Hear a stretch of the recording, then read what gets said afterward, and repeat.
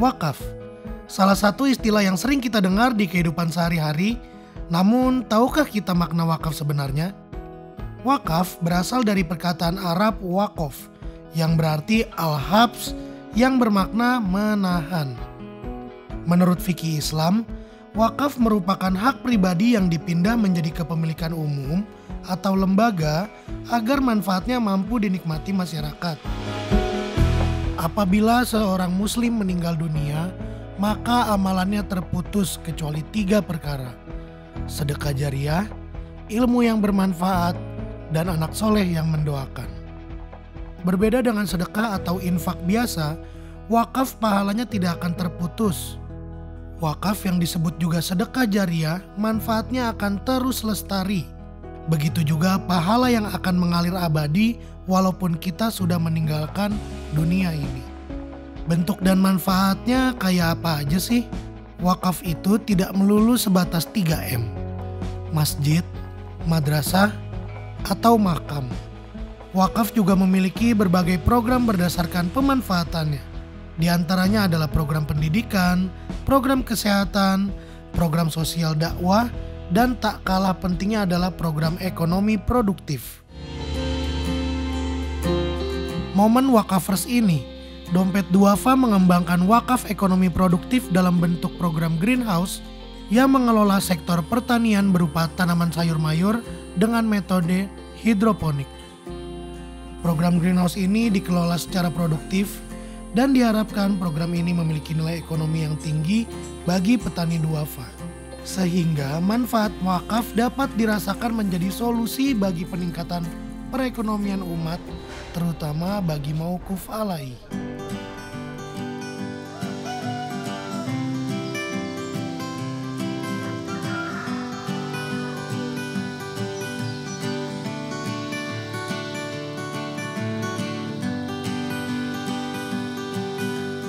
Awal cerita Desa Tani berdiri itu karena kita peduli terhadap petani perambah hutan, yang pertama, yang kedua para buruh tani yang notabene nggak punya peluang untuk bisa berkembang.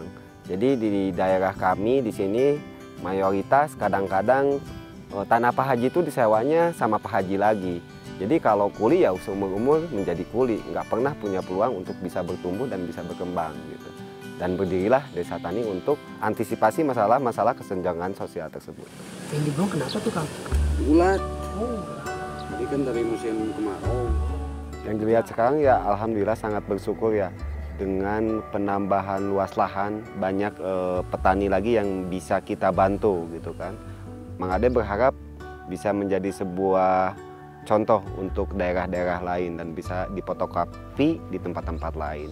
Dan terus berbagi dengan petani-petani yang lain. Karena di sini ya alhamdulillah bukan cuman pertanian aja gitu kan yang kita kelola gitu kan, mulai dari pertanian, peternakan, dan agroedufam untuk tempat kita terus berbagi tentang masalah pertanian.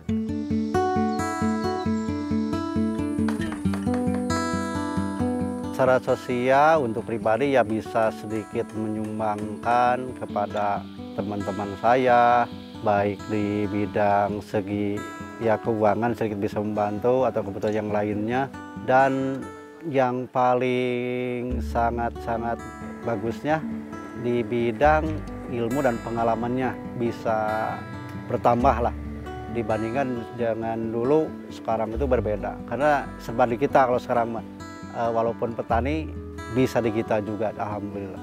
Nah kalau Habibie Cooling, jadi untuk mendinginkan kalau misalkan di cuaca panas, suhu bisa direkayasa. Alhamdulillah dari Dompet Duafa dengan bantuan ini dan binaan ini sangat membantu sekali ya dengan cara digital ini.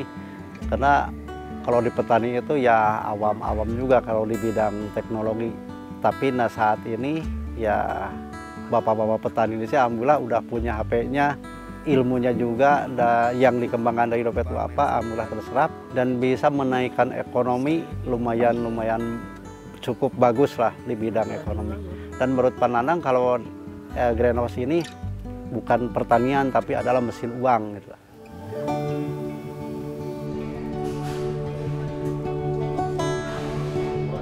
Kebetulan saya sebagai marketing ya Kalau budidaya di greenhouse itu biasanya lebih bagus dari budidaya konvensional. Dari kualitas barang, dari keseragaman barang. Jadi sebetulnya untuk market sendiri sih lebih pengennya tuh hasil produksi yang dari greenhouse, Kang. Kayak gitu sih. Kalau dari greenhouse kita dari hama penyakit juga bisa diminimalisir. Pokoknya hasil produksi pertaniannya pasti lebih bagus. Mungkin di koperasi, mungkin ya koperasi agronatif sendiri petani kita kasih program tanam. Jadi untuk penanaman mereka tuh disesuaikan dengan kebutuhan di packing house. Mungkin ini disebutnya packing house. Jadi kelebihan buat ke mitra kita, ke petani kita, harga udah bisa stabil. Jadi karena kita udah ada pasar yang mungkin menunggu barang kita gitu. Jadi kalau misalkan pengalaman dulu tuh sebetulnya kita masih tergantung pasar becek, jadi harga masih fluktuatif banget. Nah mungkin dengan adanya pasar startup sayur online, supermarket, horeca, jadi tingkat pembelian kita ke petani bisa di atas rata-rata pembelian bandar-bandar pasar tradisional kayak gitu.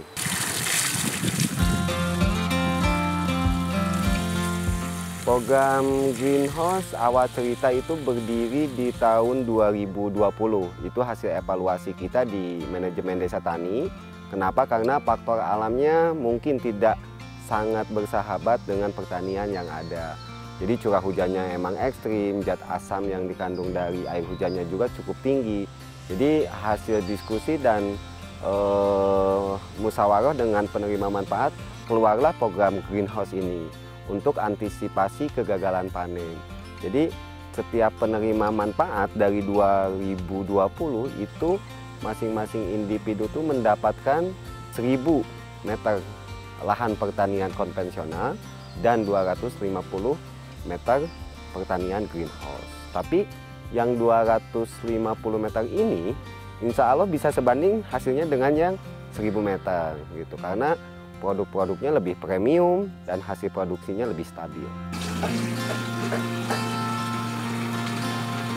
Semenjak adanya greenhouse, 50 orang ini alhamdulillah sudah terbantu semuanya. Kalau untuk orang sini mungkin kebanyakan petani serabutan, termasuk bapak mas seorang seniman gitu, pengrajin wayang golek.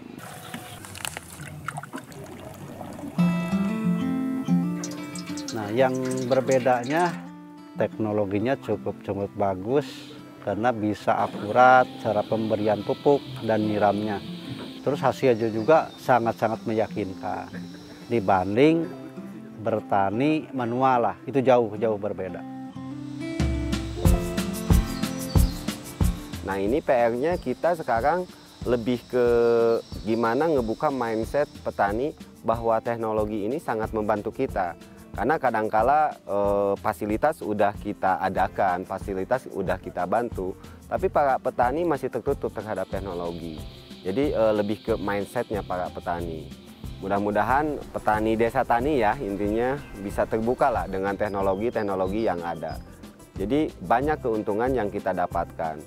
Petani itu cuman mandang kata teknologi itu identik dengan pembiayaan yang sangat mahal, tanpa mau menghitung. Kalau kita hitung mulai dari biaya investasi, pemasangan teknologi dengan beberapa keuntungan yang kita dapatkan dan kita compare, itu sangat jauh keuntungan yang didapatkan dengan petani. Dan alhamdulillah kita kayak nyiram sama ngasih nutrisi udah by Android gitu, Internet of Things gitu. Jadi kita bisa mengerjakan hal-hal yang lain. Jadi 3 keuntungan yang kita dapatkan seperti peningkatan produksi, efisiensi tenaga kerja, terus new sosial kultur. Jadi petani yang biasanya mungkin pagi sampai siang nyiram atau ngasih nutrisi, beliau itu bisa setidaknya bisa atau masuk ke pabrik kompos atau masuk ke rumah semai, mereka bisa menghasilkan pundi-pundi lagi.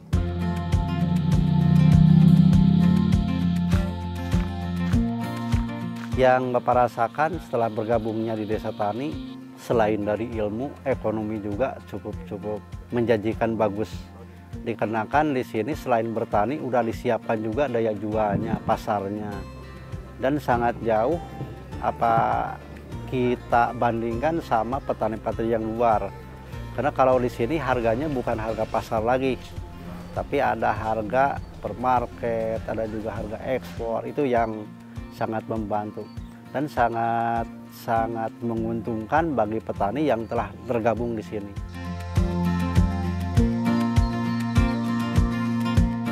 Untuk harga juga, kita biasanya ada range harga terendah sama tertinggi. Jadi udah ada kontrak. Jadi petani itu lebih berpikir, tinggal mereka tuh bagaimana caranya merawat tanaman tuh biar hasilnya maksimal.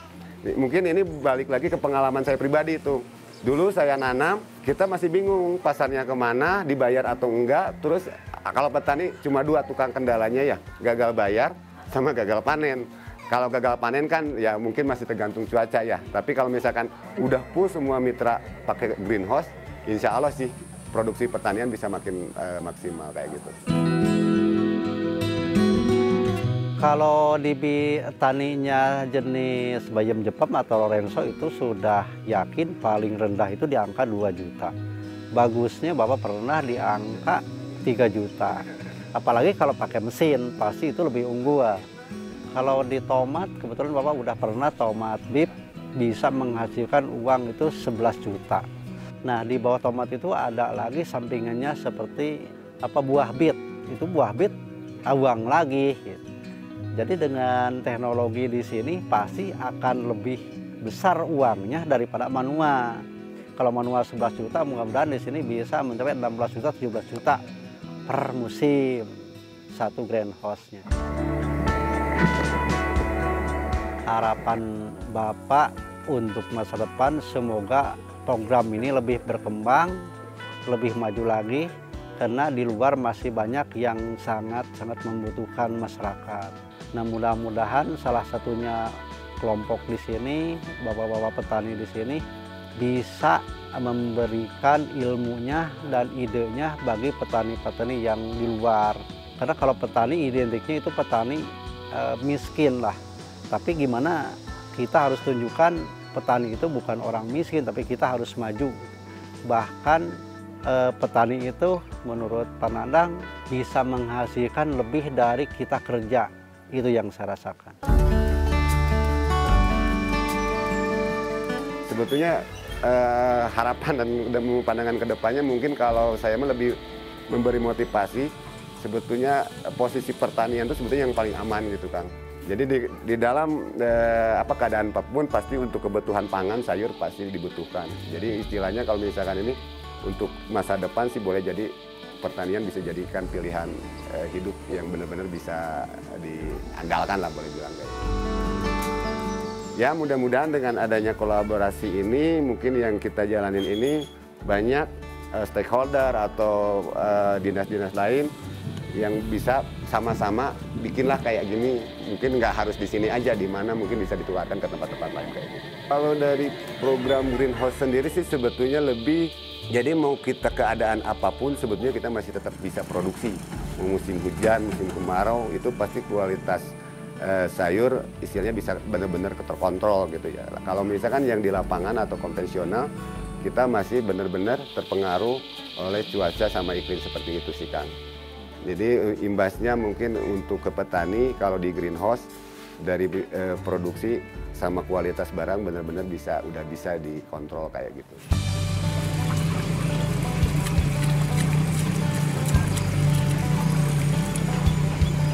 Cukup berprogres sih, karena di desa tani itu kriteria penerima manfaat berkembang itu nggak selalu dinilai dari berapa nominal yang mereka dapatkan atau berapa bagusnya tanaman yang mereka produksi. Kriteria petani berprestasi itu kita nilai dari perubahan perilaku. Saat perubahan perilaku terjadi, nilai ekonomi itu pasti datang dengan sendirinya. Kita terintegrasi aja, mulai dari sistem budidaya, SOP-nya seperti apa gitu kan. Kita udah satu langkah lebih maju gimana caranya berpikir tanaman kita sehat, tanah kita juga tetap sehat supaya anak cucu kita bisa bercocok tanam terus-menerus gitu kan. Mulai dari pola tanam, jadi kita udah berpikir satu langkah juga untuk sistem pemasaran. Kita selalu berpikir gimana caranya menjaga 3K yang harus benar-benar kita pertahankan, mulai dari kualitas, kuantitas, dan kontinuitas. Jadi bayar-bayar sekarang tuh udah nggak mau atau nggak ngelihat berapa besar modal kita, tapi berapa besar kekuatan yang ada di belakang kita untuk menjaga kontinuitas tersebut.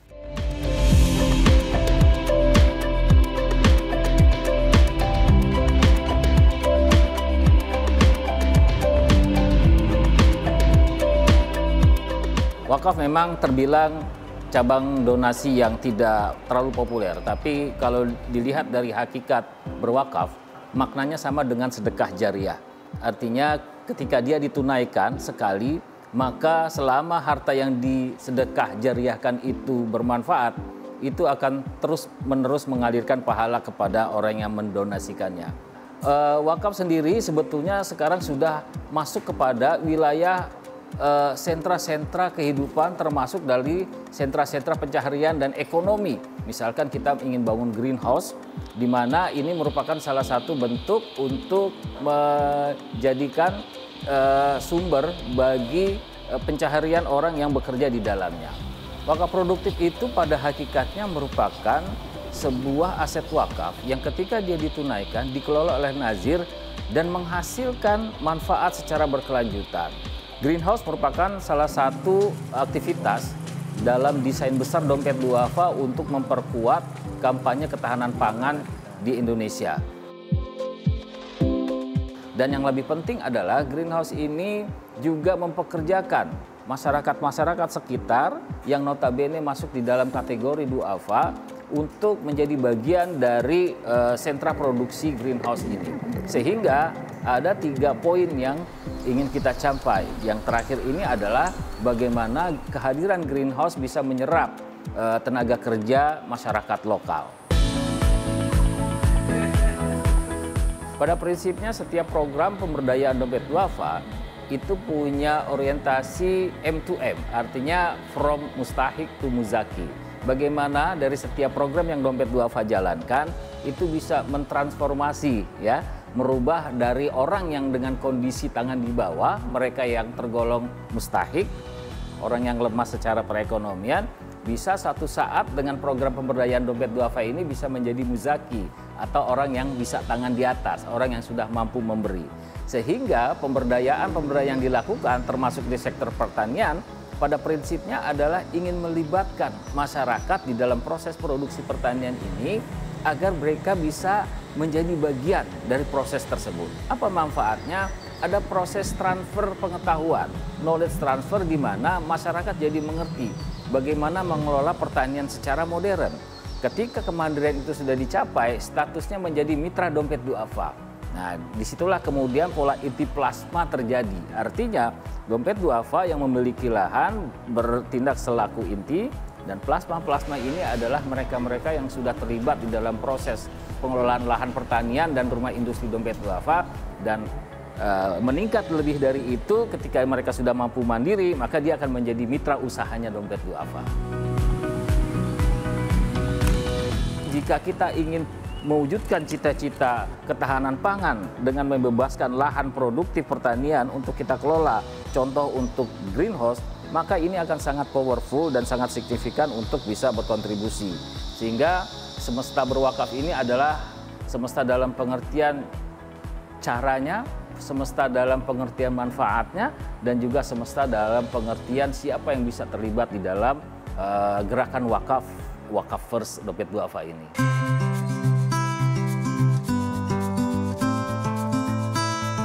Semakin banyak kaula muda yang memang hari ini peduli soal wakaf. Dan hari ini juga kami ingin mengajak Anda semua untuk berpartisipasi berwakaf Rp100.000 untuk bisa membangun klaster-klaster greenhouse yang nantinya akan memproduksi pangan di lahan-lahan wakaf kita.